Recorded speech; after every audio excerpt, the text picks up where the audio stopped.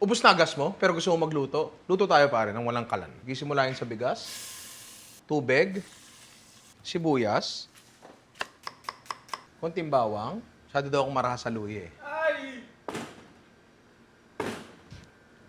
Ayan mo dyan. Pamintang buo, pero konti lang. Ayaw nyo makagat yan. Dahon ng laurel, sibot, manok. Ang pinili ko dito ay boneless na quarter leg. Patis. Sa ingin lang, pare. Peruin mo. Isang salang lang ang kanin at ulam mo. Eto na siya, pare. Oh. Ang ganda!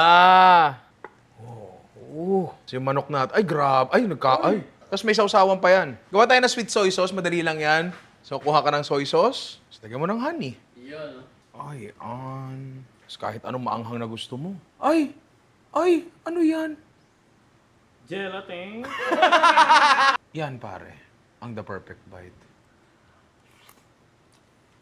Sinalang mo lang sa rice cooker, tapos bigla meron ka ng masarap na kanin at ulam, pare. Hindi ka nagbukas ng kalan. Ang mahal ng gas ngayon. Tama.